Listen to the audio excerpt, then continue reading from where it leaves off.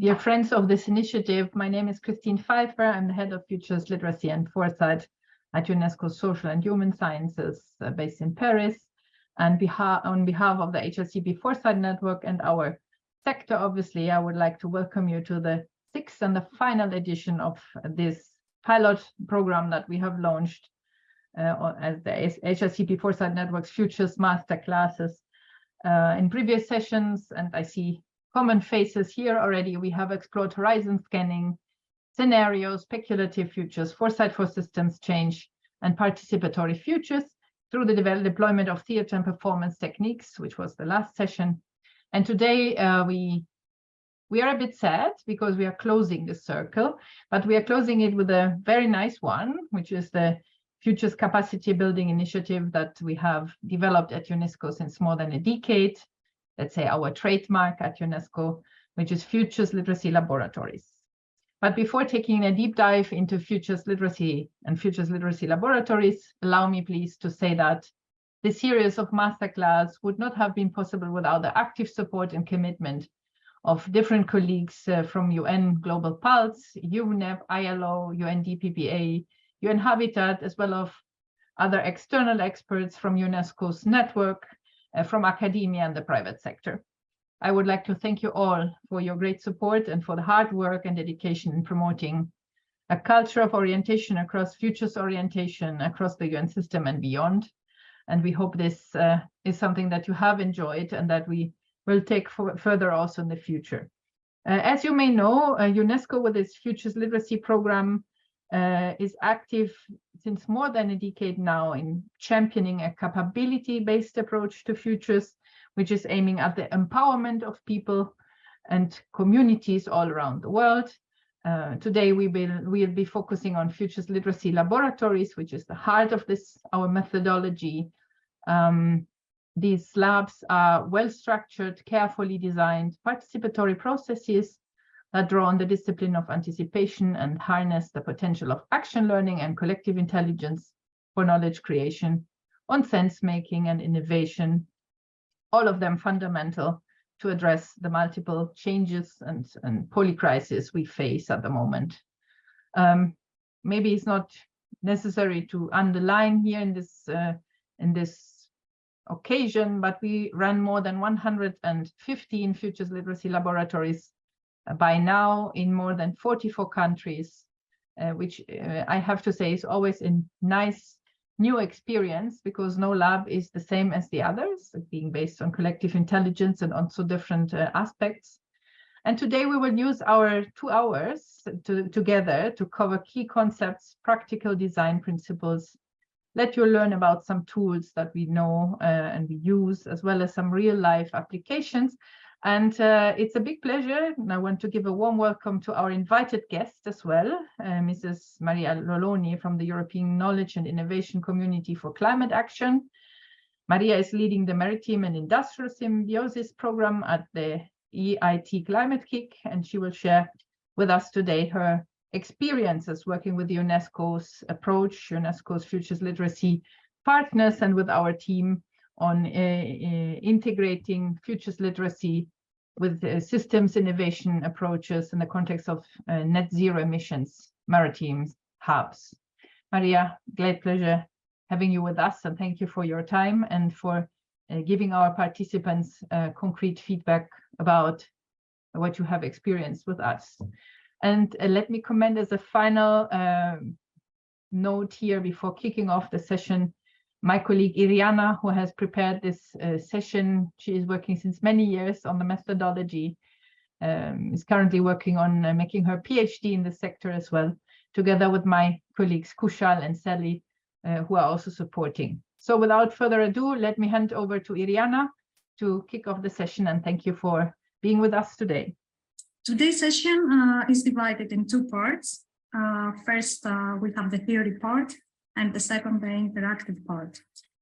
Especially those of you who have already attended a Futures Literacy Lab, you can easily understand why we couldn't actually design a masterclass on Futures Literacy without having an interactive component to facilitate learning by doing and also to harness the collective intelligence of this group.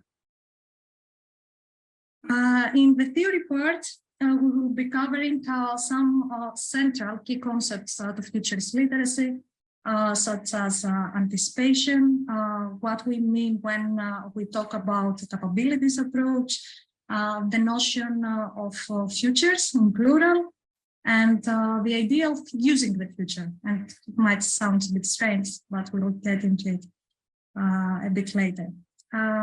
We will also have the opportunity to take a closer look into the design of principles, structures, objectives of futurist literacy labs, and also discuss on the utilization and the design of different tools coming from the futurist field, but also beyond, in the context of the preparation and delivery of a futurist literacy lab. Okay. So one more little interactive element before we start. We would like to turn to you and ask you what futurist literacy means to you. So we have prepared a very short Menti poll. You see the QR code. My colleagues will post in the chat the link, and you see the code and everything. So we would like to see where we stand, what it means to you. Doesn't matter if you have participated or not. Please don't overthink it. Just give us your thoughts in a couple of words or small sentences, or on what futurist literacy means to you, to create a word cloud. Lovely. Planning for the future. Oh, it changes so fast. Nice.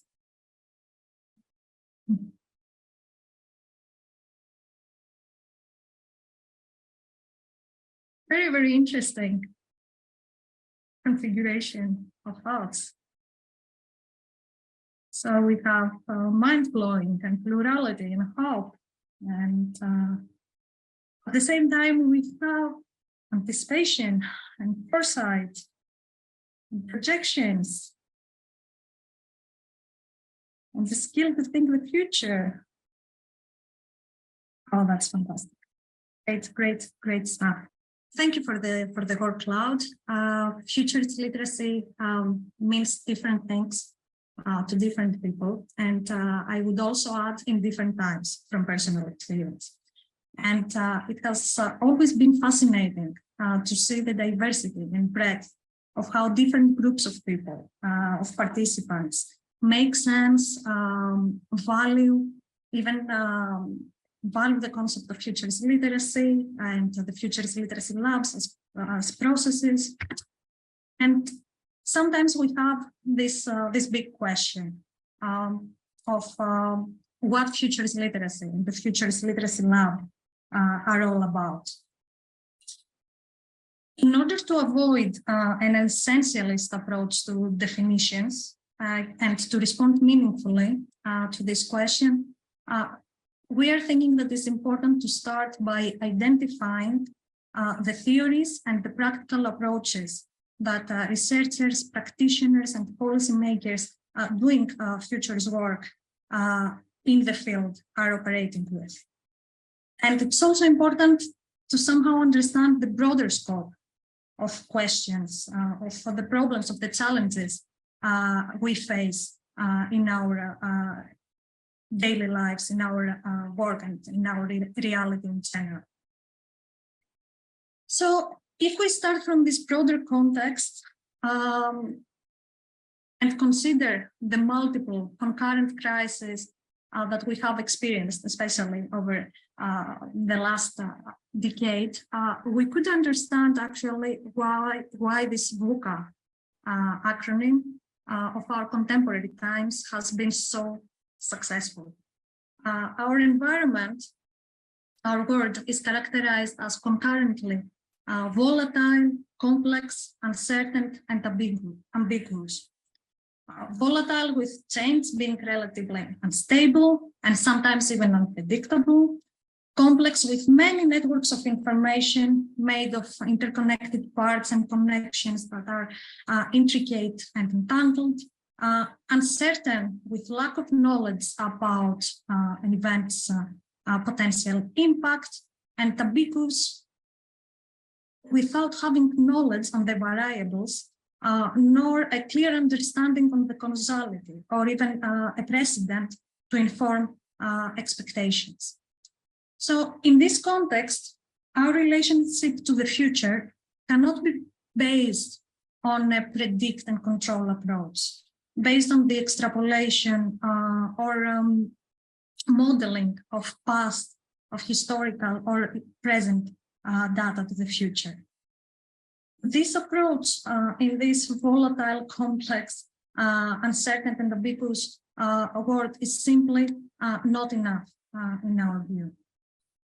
So UNESCO, since more than a decade now, with its Futures Literacy and Foresight program, has been championing a capability-based approach to futures. Drawing on Amartya Sen's and Nussbaum's capabilities approach for global development, and also adopting a temporal view on capabilities, it becomes evident that the capabilities we introduce into one generation become part of its overall conditions. So when it comes to our relationship with the future and the different approaches to futures work and thinking, we could distinguish between a tool-based approach showcased by the mainstream foresight practice, and by foresight practice, we refer to the pragmatic action-oriented applications of methods and tools, mainly for preparation and planning. In other words, to inform decision-making in the present, that focus on probable and preferable futures, and it's normal because it has to be for cost efficiency purposes. And this is the one, the tool-based approach, and the other approach is the capability-based approach, showcased by the Futures Literacy approach as a capability to expand, to diversify how and why we use, engage, imagine futures, exploring diverse ways of knowing, sensing and making sense, not only to become better at preparation and planning for the future, but also to become in a better position, to become better equipped to innovate the present in the face of the uncertainty, in the face of the unknown. In other words, to become more inventful as changes occur, or capable of sensing and make sense of the novelty arising out of complexity around us. This distinction is not about to create a false dichotomy, we would say. It's not the one approach or the other. We definitely need tools. We need foresight to prepare and plan, and we also to build capabilities that allow us to be reflective, agile, inventful, and treat also complexity and uncertainty as resources and not as threats or enemies. So when futures literacy is internalized as a capability, it then can be retained and retrieved for the realization of different goals and objectives. When developing futures literacy, we also give birth to other elements, encompassing the development or strengthening of attitudes, capabilities, and certain collective, we would say, outputs. And from our practical experience, we refer here to certain elements encompassing the openness to uncertainty and to novelty, the utilization of futures to rethink the potentiality in the present, the prospect for futures democratization, empowerment, agency, emancipation, the possibility to escape short-termism and foster diversity in the future narratives and imaginaries in the public sphere. But again, how futurist literacy can be used can have many different answers. And as with all the tools and capabilities, it is up to individuals and groups to decide how they would like to use it and for what purpose, for good or for bad, we would say. Futurist literacy draws on the discipline of anticipation, and more specifically in the theory of anticipatory systems. Anticipation is a defining characteristic of living entities, of living beings, and it refers to the forward-looking attitude of all living beings that this attitude informs action in the present. So, as living beings, we have anticipatory systems and we have internal predictive models that inform our action in the present.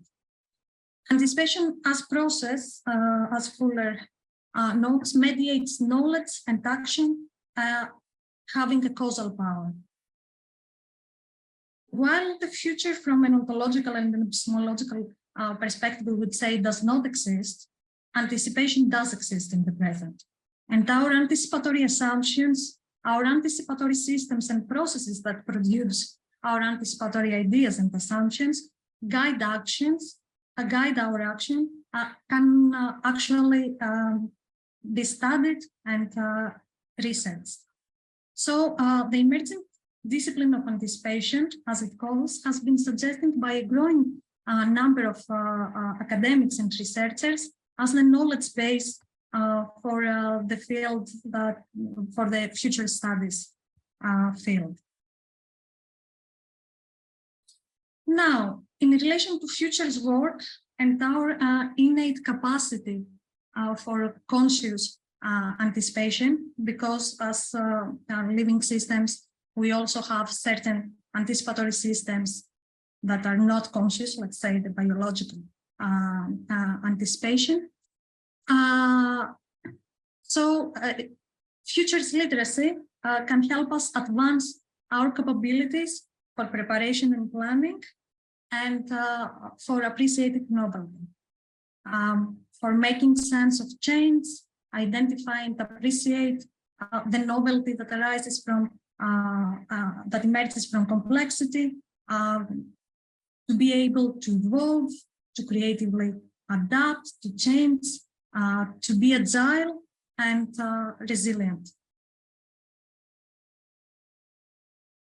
An example of how capabilities and futures or anticipation approach can inform UN work is the futures for the UN Global Pulse UNESCO project on the futures for intergenerational equity.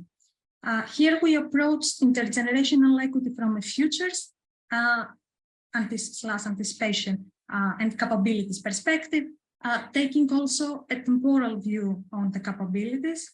So we identified a non-exhaustive list of 7 future-inspired focal areas for capabilities development in support of intergenerational equity. The 7 future-inspired focal areas are preparation and planning, appreciating novelty, developing temporal empathy to past, present, and future people, but also to past, present, and future selves. Having intercultural awareness, developing a sense of agency, practicing long-term active futuring, future thinking, and advancing and co-creating equitability, conditions for equitability.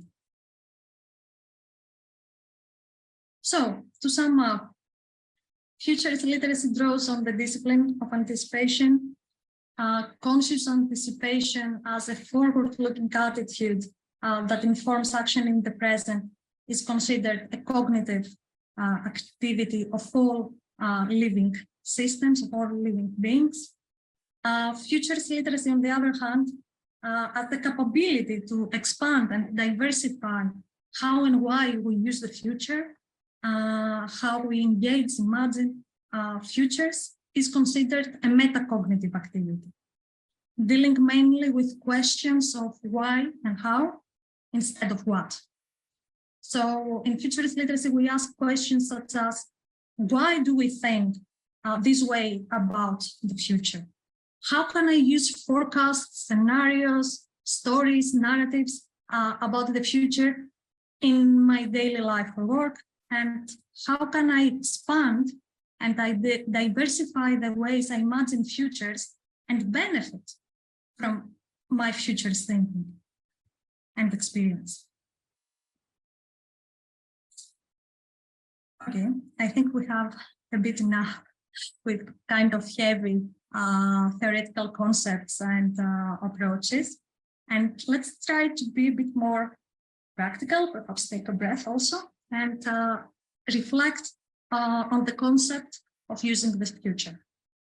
So, using the future sounds a bit strange, and especially for me, the first time I heard it, didn't really make much sense.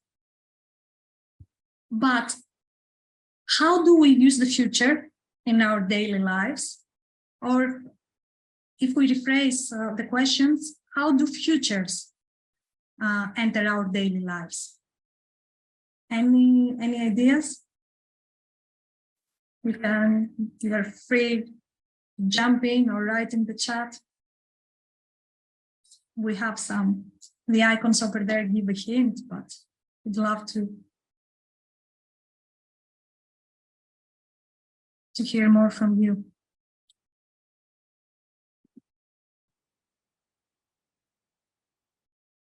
Any volunteers? No? So,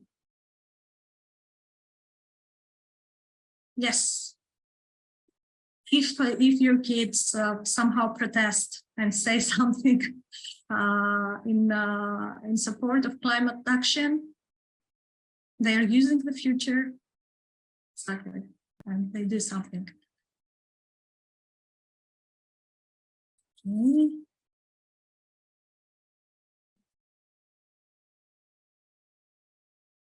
We make lists for shopping, pick umbrellas if we think we rain, exactly, anticipatory actions, great, planning for retirement, savings. Yes, Maria, thank you very much for this. The decisions we make today are based a lot, are conditioned on the ways that we think that the future would look like. Planning, both on short and long term. Again, saving.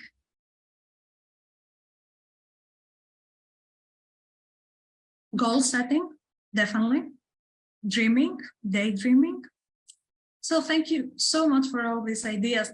And yes, all of you are right. We use the future when we daydream, when we strategize, when we plan, when we are saving or imagine our retirement days, when we protest against climate crisis, but also when we do read horoscopes or we see, like the crystal balls, especially futurists and people dealing with foresight get this a lot of this from their friends. So we could even say that we consume future images, imaginaries, narratives, when we watch science fiction movies or when we read science fiction books, etc.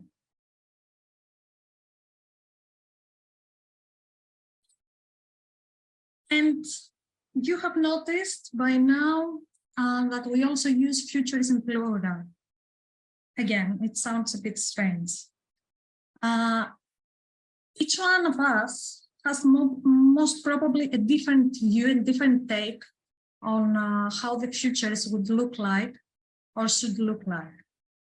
And that's one of the main reasons we use plural, to showcase the multiplicity of views and the open nature of future.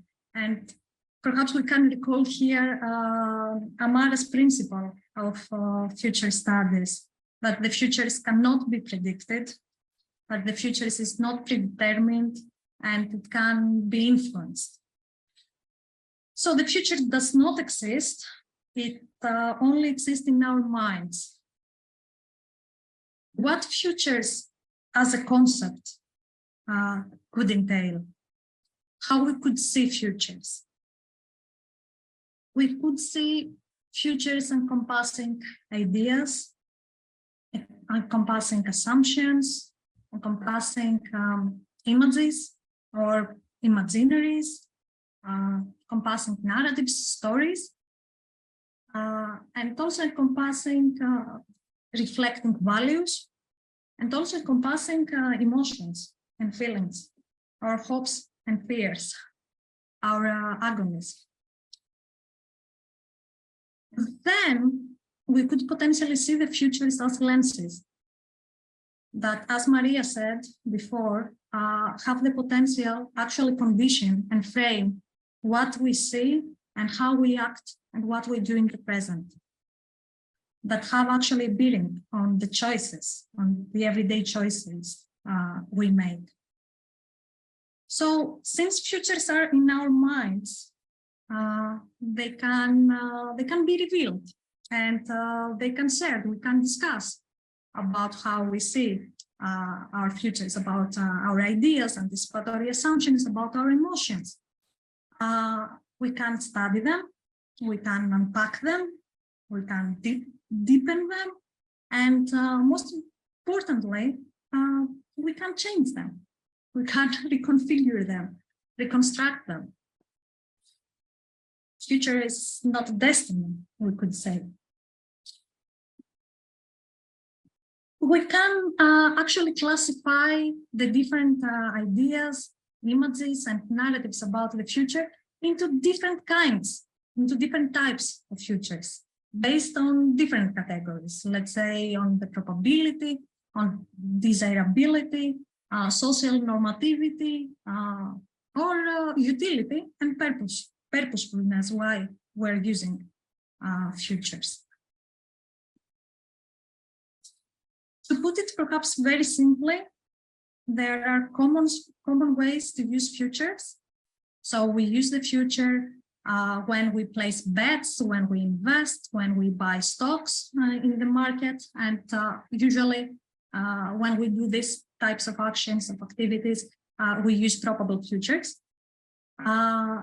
Sometimes we use undesirable futures, worst case scenario futures, in order to prepare to avoid strategies for contingency planning.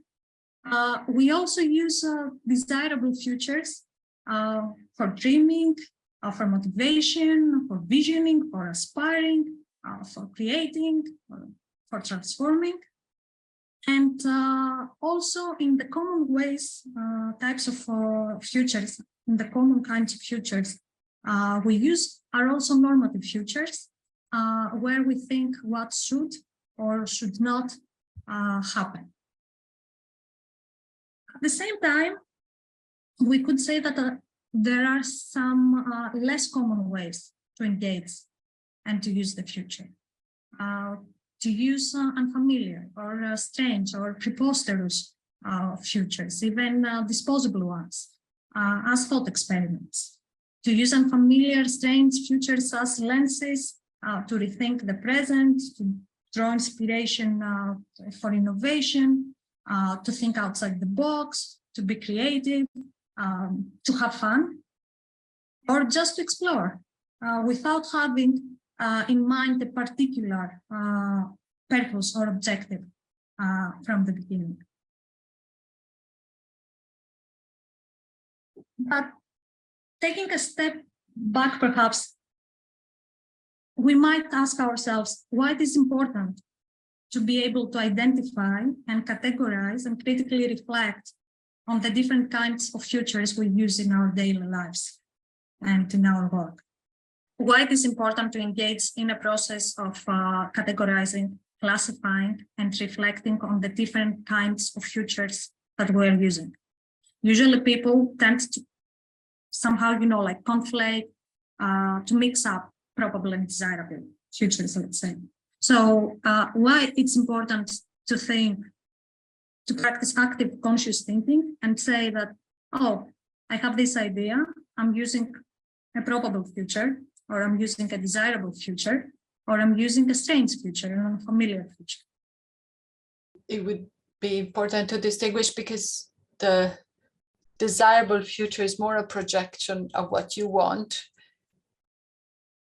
and the other future, which I don't see, so I'm sorry if I'm not using the right one, is maybe a projection of facts and data and information that you have, that may not reflect what you want, but reflects what is likely to happen. The preposterous would be a projection that is important to make. It's like what we call the moonshots, right? So the possible would be more a status quo. So if I know this, and I know this will produce this, and therefore the possibility of outcome is this, whereas the preposterous could be something that pushes you a bit more out of the comfort zone and develops something new that may need more action, proactivity to be realized. Thank you, Isabella, for these reflections.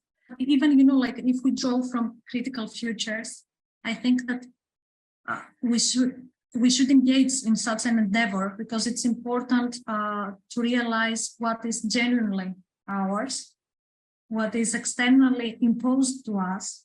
We could refer to this notion of used futures or official futures from critical future studies. But it's somehow also important to critically reflect on what we consider probable futures, and how these probable futures may affect the way we dream, the way we set goals, our aspirations, etc., etc. And as Tapadurai has put beautifully when he says that we should move from the ethics of probability to the ethics of possibility, to expand the horizon of hope and increase equity in our capacity to aspire. And obviously it connects to socioeconomic dimensions of anticipation somehow, but okay, let's not open this chapter. And from our side, we would say that we have to pass from the probable, which contains also the desirable, to possible, as we can see in the futures call, the whole, and go even beyond to preposterous, to draw inspiration to innovate the present. So futures literacy and futures literacy labs are about experimenting in a safe environment with common and less common ways of using the futures. It's about engaging with different kinds of futures, from probable to desirable to possible and to preposterous, to the territory of unfamiliar, in order to rethink and to reimagine the issue at stake. And I think we have one hand on. Philippa? Hi, hello, this is Philippa Biggs from ITU. I think also the discussion of preferred, plausible and probable futures, what I've really noticed is that quite often it does depend a lot on the people who are in the room, because in my training we did a lot of 2x2s of familiar versus unfamiliar, and futures we were comfortable with and futures we weren't comfortable with. And quite often, if you're working with a lot of experts, implicitly there was some sort of, I know this area, I'm telling you this is what's going to happen sort of thing. Whereas sometimes there was actually a lot of value in having people who didn't necessarily know the area very well, because they were de facto much more open to other ideas and other possibilities. They weren't going with their innate bias about, I think this is, because that phrase is fatal to strategic foresight. And it was quite interesting because you do see that there's the experts and then there's the senior people who are sort of going with, this is what we think is going to happen, or this is what we want to happen, and they're confusing that with what may well happen. So yes, it's also very, there's a strong personal influence on a lot of this. Thank you. Definitely. Thank you for sharing these thoughts. Yeah, we definitely believe in the potential of collective intelligence, and we will see that it's actually a defining characteristic of futurist literacy labs as processes. And we really share the view that we need to democratize futurist thinking and go beyond elite expert views on based only on the probabilities of certain people on how the future should look like. So very briefly, to summarize, futurist literacy is the capability to expand and diversify how and why we use the future for different purposes and different ways. We could say that it's a skill set on the reasons and the ways that we can use our imagination, not only to prepare and plan and set goals, but also to invent and be agile as changes occur. Very, very practically, futurist literacy calls for active and conscious futurist thinking, as we said before. It also calls for critical reflection and the capacity to be able to switch among different kinds of futures, different types, probably desirable, possible, plausible, preposterous, unfamiliar, disposable, for different purposes.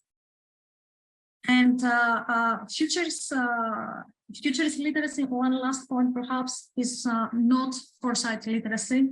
It's not about knowing in detail all the future methods and tools and steps for conducting futurist research.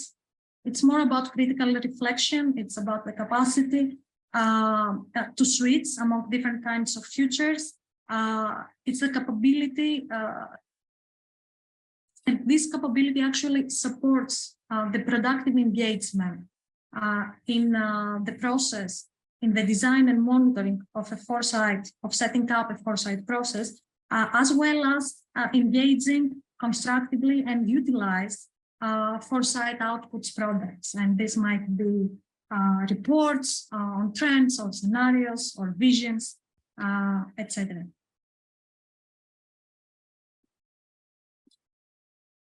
And this brings us to futurist literacy labs.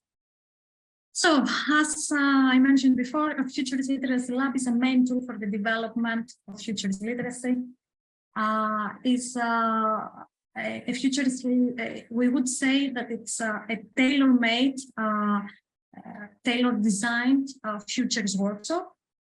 It adopts a learning by doing character and harness the potential of collective intelligence for the creation of new knowledge.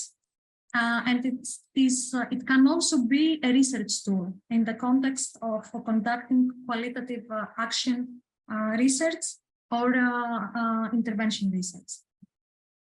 A futurist literacy lab has 4 phases, namely reveal, reframe, reflect, and ground, and we will go over them in more detail in a bit. But before it, let's briefly cover the design principles. We would say the sine qua non conditions, that the principles that we need to abide by in order to call a futurist workshop a futurist literacy lab. So first of all, obviously the futurist orientation. We need to deal about the future topic. They need to design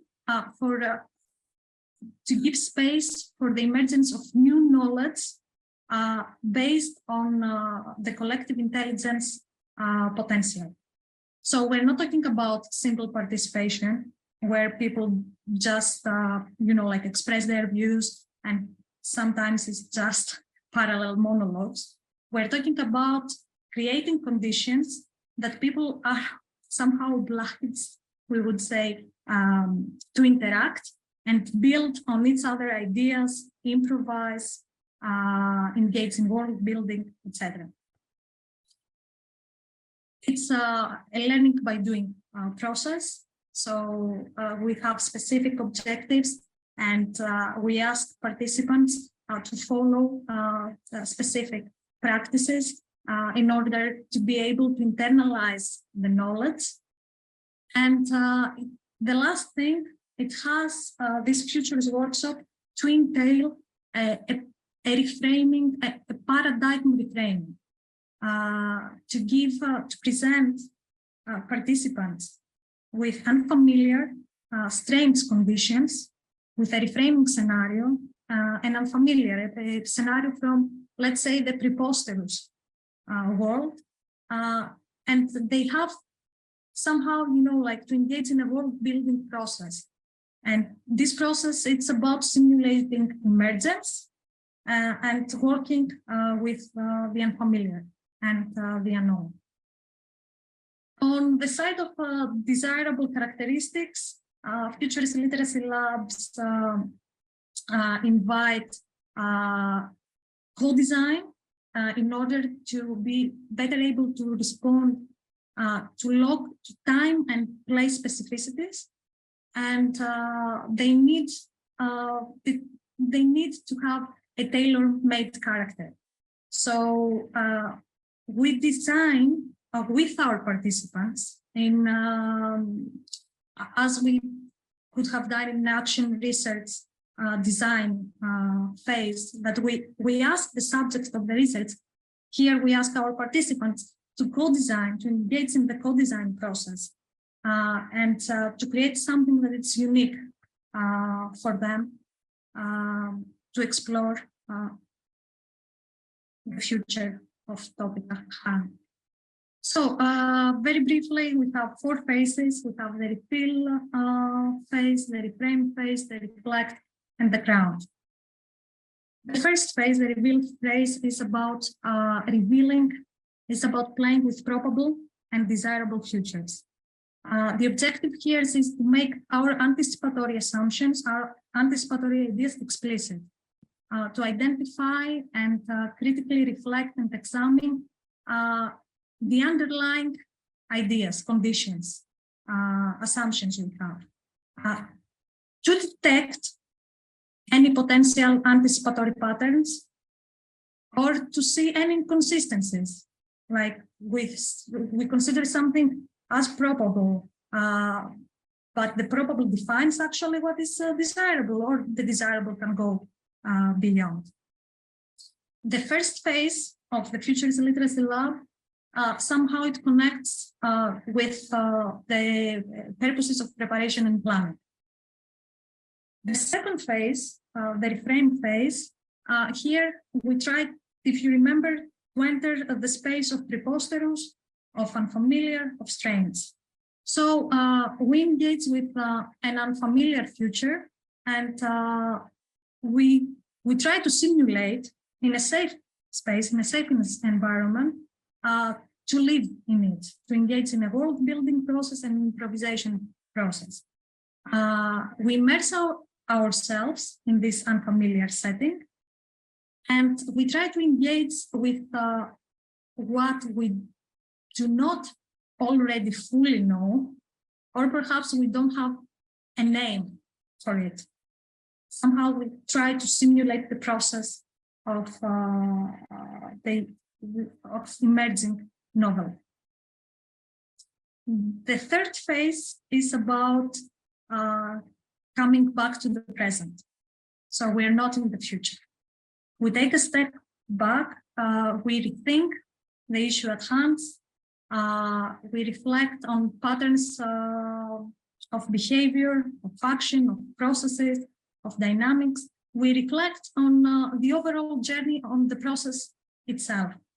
And we want to come up with new questions to see that if we somehow compare phase 1, probable and desirable, with phase 2, the strengths, the unfamiliar, the preposterous, what new insights can we have about the issue at hand, about the topic at hand, about the group itself, which is also very important, and about, the process. What types of realizations, of aha moments we might have. And the last phase, the ground phase, it's about joint inspiration from all the types, from all the kinds of futures that we have engaged with, we have played with. This phase, we have to co-decide with the co-designers what would be the purpose of it. We can co-create new ideas for group collective action or individual action. We can identify or ideate on experimentation opportunities for social or organizational innovation. We could perhaps generate recommendations. So, all in all, this is the structure and the objectives of the Futurist Literacy Lab. Usually in this process, in the context of the lab, we are using different tools. Sometimes we draw on futures and foresight tools. Sometimes we are playful and inventful enough to co-design and co-create something new with the co-designers of the process. We have put here an indicative list. It's non-exhaustive. We have tried other tools as well throughout the years. As Christine mentioned, we have run more than 150 Futurist Literacy Labs, and we draw inspiration from other practitioners, and we love to experiment with new approaches and tools. Perhaps one point here that it's not about be orthodox in terms of applying correctly one tool. It's more about adapting the tools and using them in the ways that would facilitate the overall objectives, the objectives of each phase. In the first phase, to reveal assumptions and identify anticipatory models, patterns, etc. In the second phase, to play with unfamiliar assumptions, to immerse ourselves, to simulate, to improvise. The third phase, it's about, a metacognitive activity to try to make sense of what happened, to see whether we can draw inspiration to see things anew, differently in the present. And the last phase, it's about joint inspiration for action, perhaps, for next steps, etc. We have put here an example of a deployment scenario from the world, from a recent series of labs we ran with the World Organization for Animal Health. I'm afraid that we don't have the time to go over it. We are well behind. So here are some statistics, some numbers and topics on different things that we have done, and some applications with the UN, with many of your entities. And our aim here with Futurist Literacy and Foresight is to create an anticipatory ecosystem in organizations and hopefully within the UN system, where we will have the critical mass inside our organizations, inside our institutions, to engage with the future in a variety of ways to become better at preparation and planning, and to develop the capability to draw inspiration from complexity and uncertainty. I'm not going to talk about the value add. I would invite you to participate in a full Futures Literacy Lab. Later today, we'll have a taste during the interactive part of how it feels like. I would prefer to leave to you to come to conclusions about the potential value of this approach. And with this, we move to a real-life application of futures literacy for systems innovation. And we will cover the futures literacy across the deep demonstration project. Just a brief overview. Back in 2020, and just before the outbreak of the COVID pandemic, UNESCO, as a special expert, partnered with a 6-partner consortium led by Finland's Futures Research Center in the University of Turku and EIT Climate Kick to implement this project, the so-called FLX BIP project. The overall objective of the project was to introduce and co-create and implement processes conducive to futures literacy to support climate-related social, business, and technological innovation and systems transformation. Our underlying hypothesis was that our anticipatory thinking, our images, assumptions, ideas, and emotions about the future frame what we see, how we see, and act in the present, and that this has severe implications in our fight against climate crisis. So, as Christine mentioned earlier, we have here with us today Maria Loloni, a very good colleague and friend from the European Knowledge and Innovation Community for Climate Action. Maria leads the Maritime and Industrial Symbiosis Program at EIT Climate Kick. And we will discuss with her her experience working in this project within the context of Net Zero Emission Maritime Hub. Welcome, Maria. Thank you for taking the time. It's great having you here with us today. I know that you have prepared a brief presentation. So if it is okay, we can start perhaps by introducing yourself and IIT Climate Kick deep demonstration programs on maritime hubs. And then we could say a bit more on the activities that we followed in the project and discuss your overall experience, insights, etc. Sounds good? Yes, good afternoon, everyone. Yes, hi, and very nice to be here. Thank you all for the welcome.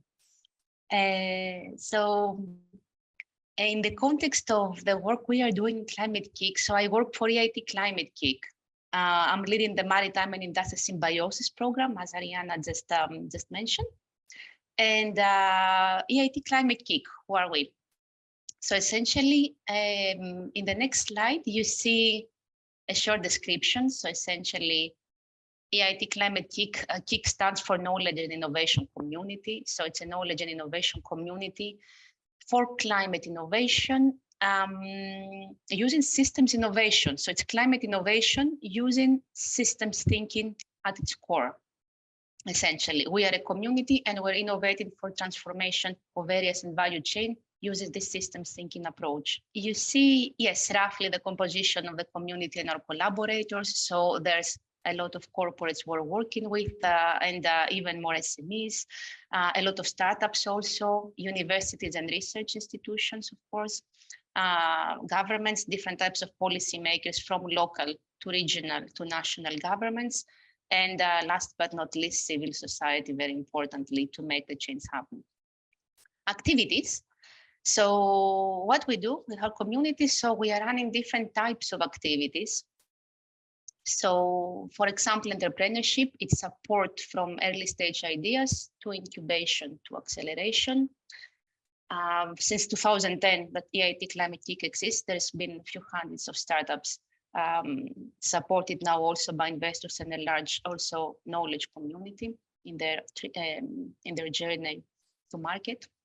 Educational programs from very young people, what we call young innovators, to university students, to young professionals, to mature professionals, very different types of programs. Social activation programs. For example, we have a big program running every year. It's called Climathon. So it's a hackathon for climate. It's for supporting all of us to think, ideate, work together, and obtain some additional agency in relation to climate change, things we can do. Of course, work with universities and integrating their beautiful ideas into the mix and then up to the market also. And bringing it all together in the center. In the center, you see the deep demonstrations. These are larger programs that are bringing all of these components together. And as you see now on screen, the deep demonstrations are demonstrations in geographical areas or value chains of how transformation can happen in a systemic way. And this is systems innovation, what you see on your screen right now, which means when we speak about innovation, normally we consider technological innovation in the mainstream. Yes, it's mostly technological innovation that comes to mind. But technology is not enough. And we saw it from our portfolio and from many other organizations who are doing similar activities, that there is a lot of innovation coming out on the technological space, but it's not adapted for certain reasons, let's say, and it's not enough. So that's where we decided to take a different approach and to look at innovation on different parts of the system. So for example, innovation, policy innovation, innovation related to financial instruments, innovation to education, innovation regarding human behavior, and how can we move this big picture together to change the system we are in today to a more prosperous future. So here you see on screen, you see the specific one of the programs that Iriana discussed before. So this is a program, it's a program, this specific one was running from 2019 to 2020. And right now it continues in a different form.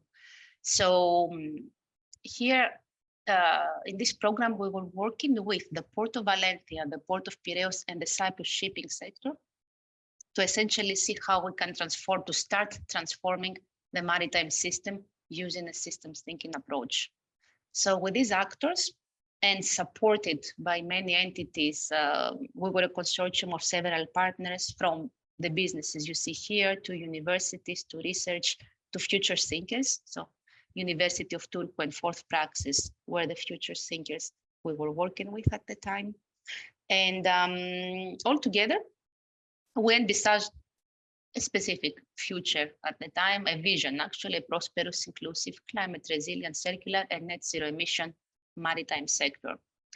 And in this program, we use the systems thinking approach, which on the next slide, you see the methodology. So this methodology, we are using it in Climate Kick for these systems transformation programs.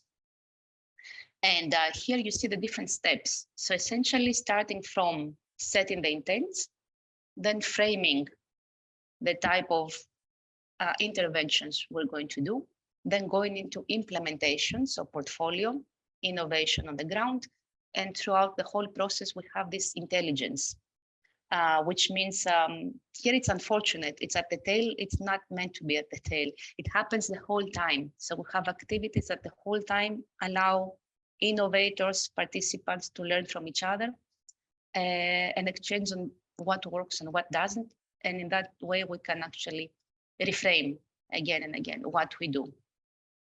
So briefly here, what you see, so for every stage, you have certain activities that need to happen, but it's not all set in stone. They are adapted to local environments, to conditions, to what is already happening.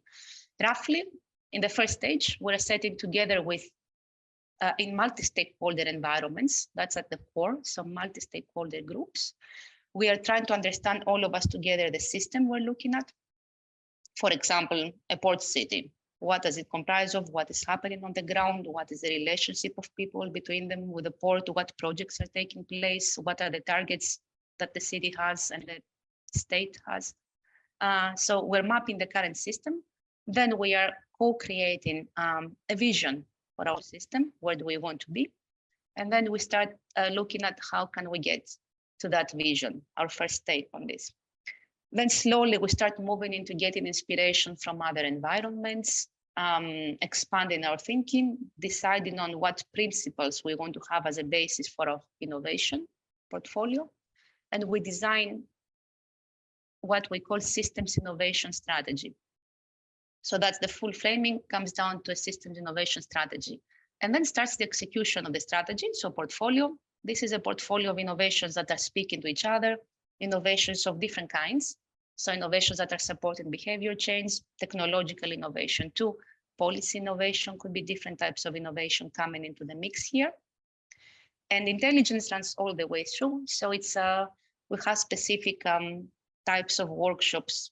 They're called sense-making workshops. So making sense of what is happening at each point of the process. And these are collective intelligence type of workshops. And this approach we have piloted in various areas. So before you saw the maritime one, this is a project where we also work with University of Turku and Fourth Praxis in Indiana with futures literacy. Here you see the partners, of course, on screen. But we have been implementing this approach, what you saw before, the methodology in different environments. For example, in the country of Slovenia, who has a target to turn circular, to be the first country to turn circular in Europe. In Ireland, right now we're working with the port of Lavrio in Greece. So there's different environments and different starting points, let's say, but we're always going through the same steps.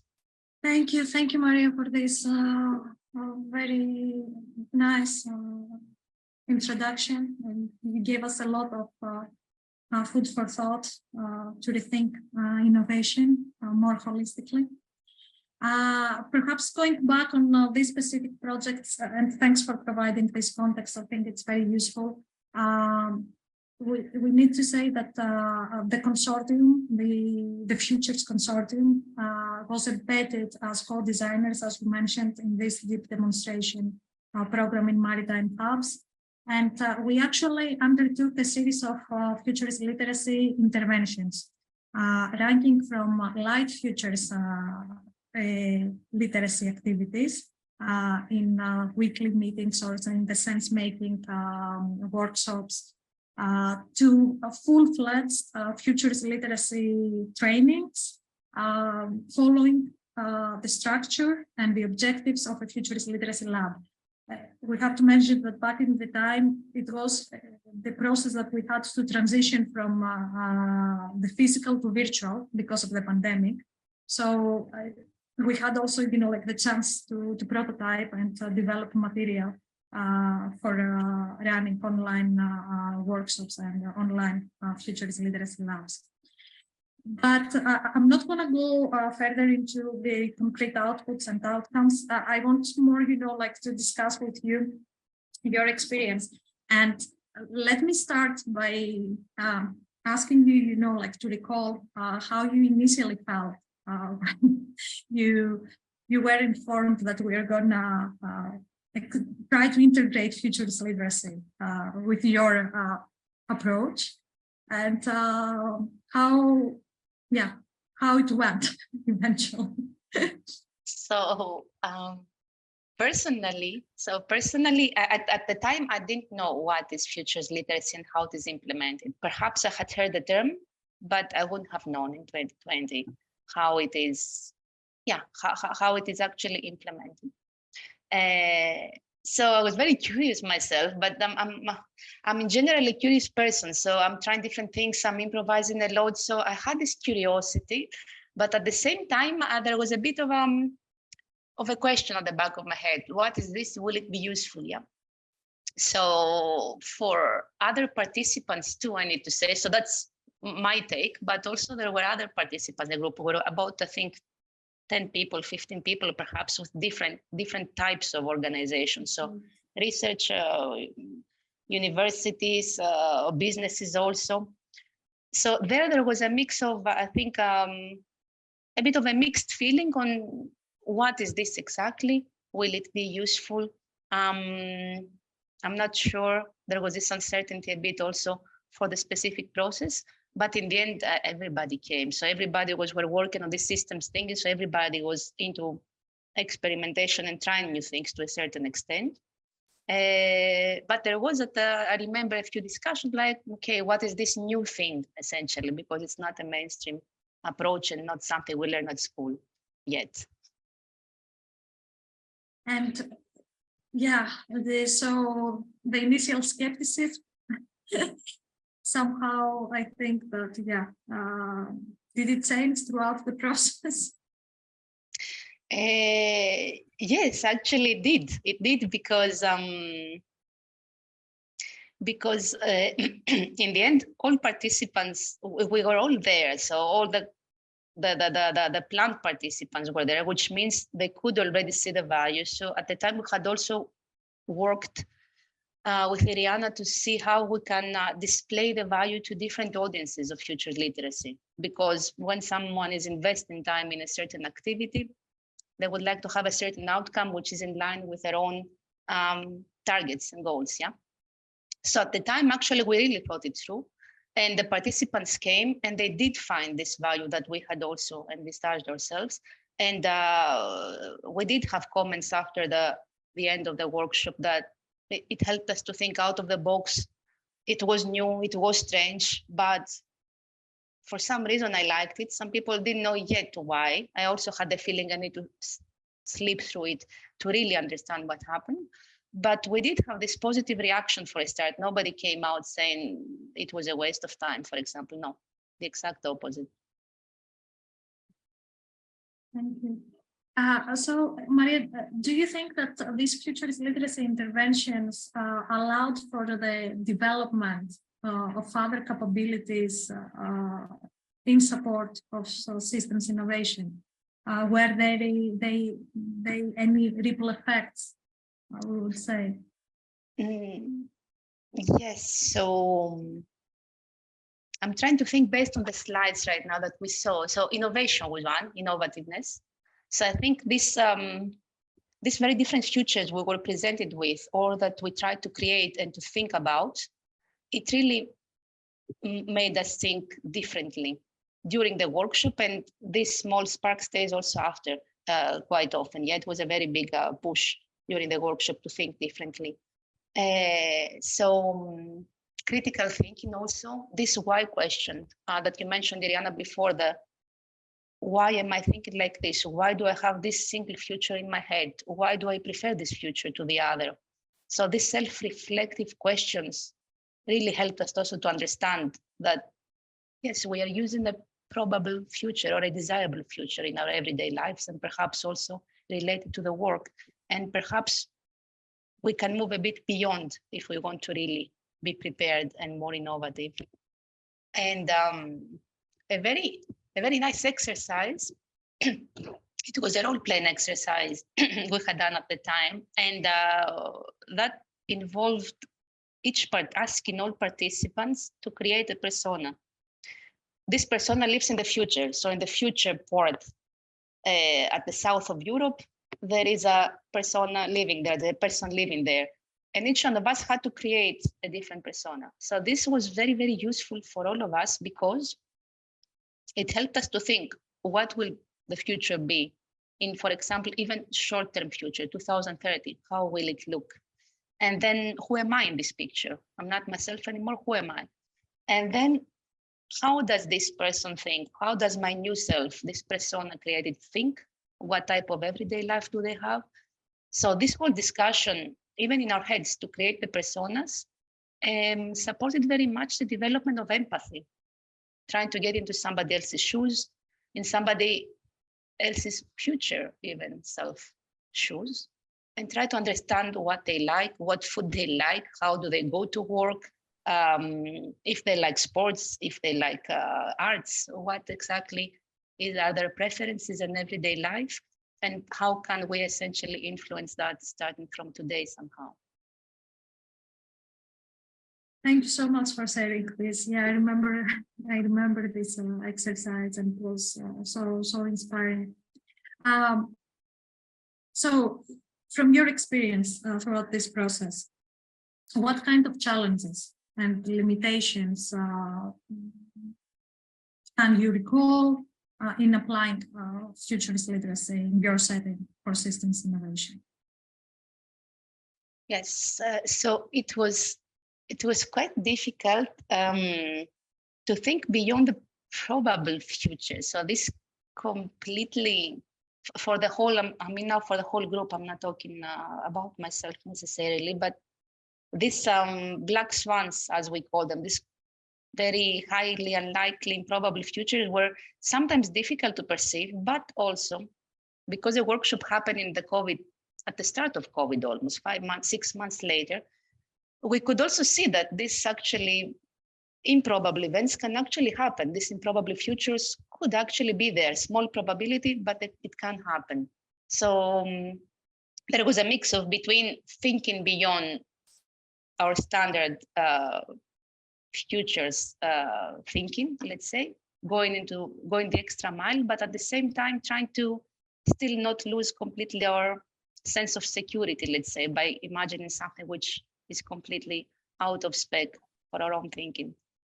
And it was at the start, I mentioned that before actually, that another difficulty was to get buy-in from the stakeholders straight away, because it's a process they don't know, it's a topic they don't know, an area that they're not familiar with. So there we did try to bring it to ground more the theory into the everyday practice of the participants to get their buy-in. Perhaps one last question on whether you would recommend it, or where you see possibilities to further apply, use this approach in your context again. Obviously, if you would be willing to do so. Yes, it's definitely. So I do think there was quite some value. It was not clear on the day necessarily exactly what happened, but later on, because we spoke again with the partners, all the participants, slowly it started coming through, I would say. Where for me, it was very important, the collective imagination. This one I liked a lot, and I thought that it brought a very different perspective to all of us, because it supported this collective thinking, but also collective imagining, not just thinking and bringing what we know already, but imagining together, or actually imagining something completely out of our spec, but being all of us together in this strange new world and trying to see how we cope with that. So I think I would use it again for such purposes. It was also a lot of bonding, you know, because it's so unfamiliar for the participants, I would say. It developed somehow. There were moments of humor because we didn't know what to do with these different futures. So humor bonds people also. It was funny to see why are we laughing, essentially, if it's a situation that might come through someday, like COVID. So all these elements, they made a whole that was essentially trust building, group, collective imagination. And I would use it definitely for these types of processes at the start, from bonding groups and imagining the future together.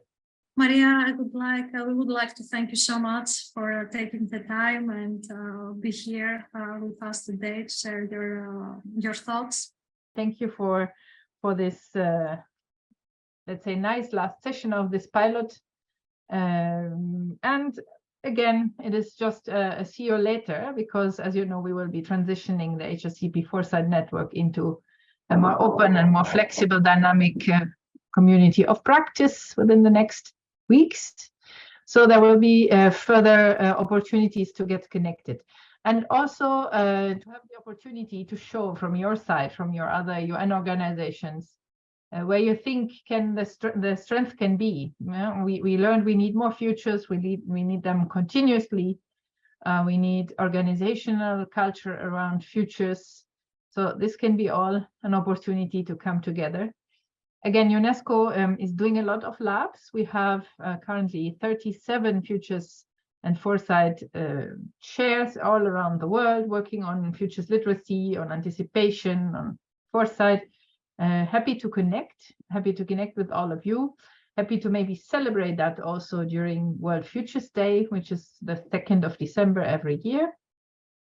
And yeah, I'm happy to engage further and show the rich and diverse field of opportunities that futures literacy can stimulate and somehow, let's say, help to really make our leadership think again, how to be more participatory, how to bring very important issues to the table, and then, at least from UNESCO side, bring them back to the member states and get them in the important strategic documents that at the end kind of light the way to our decision making. Let me also thank, first of all, Maria, and also my team that is online. You know, we are a very small team, but I hope you enjoyed that, and we are very happy to respond to your questions also after this class, after this masterclass, and maybe, who knows, organize a Futures Literacy Lab together. Thanks a lot and have a great evening, morning, wherever you are. Thanks a lot.